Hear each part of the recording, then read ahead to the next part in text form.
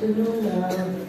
I'm Vikika Lalu Tharyan from Yahoo, and actually I have to chair by 4 p.m.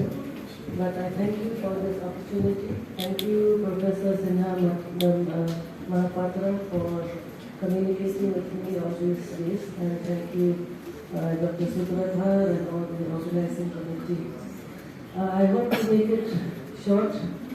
My take is, I know in the midst of all the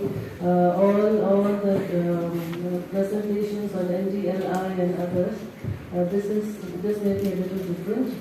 My take is on indigenous knowledge, and if I got the theme of the symposium right, so my take is on the importance of indigenous knowledge and the importance of integrating indigenous knowledge in education, right from primary education onwards, and in keeping with that, the importance of having libraries. In keeping with integrating indigenous knowledge in education, we need libraries which will hold indigenous information, and libraries. The role of libraries in this is especially through the acquisition aspects and through access aspects. And then another point, the last point is on preparing for indigenous librarianship. So just quickly, I think I need not go into details on indigenous communities. I think we know well enough what indigenous communities are. I speak as an indigenous person myself. I've come in my 50s, and I hope that we are aware about indigenous communities. We are a small, minuscule number in the entire world, and in India, we are about 8.6% of us. So this is a little bit of indigenous community. This is something I got from the internet. I didn't get it was a little indigenous knowledge. This is again now there's more talk on indigenous knowledge today, and my take is that it is important. Because if we are not careful, it is marginalized in many parts of the world. If we are not important, a lot of it will go extinct, because a lot of it is oral also. A lot of indigenous knowledge is passed on orally, so we need to be careful. So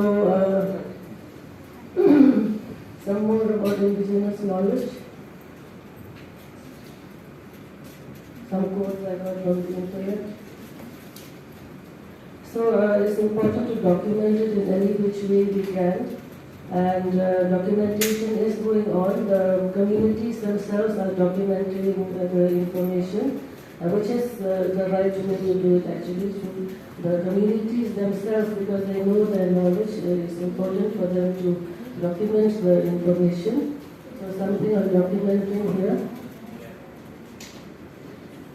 Nagrata is one of the prominent writers, one of the prominent experts on indigenous knowledge. This is what he says about indigenous knowledge, because if the indigenous people themselves don't document, there is likelihood of misrepresentation. Other stakeholders in documenting are these, and I must say, body like NDLI, I'm learning a lot today. Body like NDLI is doing a lot. I myself read about the Angar tribe from the NDLI and NDLI website. So, if I got the theme of the symposium right, it's important to have digital libraries for sustainable education. So the mandates are already there. This is the mandate for inclusion or integration of indigenous knowledge in education. In the MEP, we are also mandated to include indigenous knowledge in education, right from the lower level right up to higher education. So what I'm saying is we need to include indigenous knowledge. And indigenous knowledge is across disciplines. Indigenous knowledge is across disciplines, as Nagata says. It means, indigenous knowledge means different things to different people. So you can integrate indigenous knowledge in engineering as well as in history, as well as in languages, as well as in the social sciences, according to the need. So it is across discipline. I'll just go back.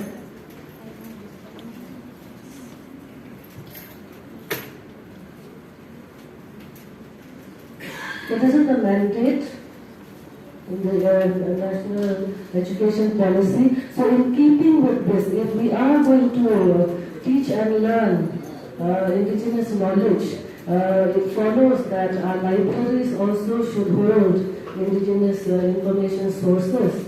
And so this is the part, and the role of libraries is especially through the acquisition and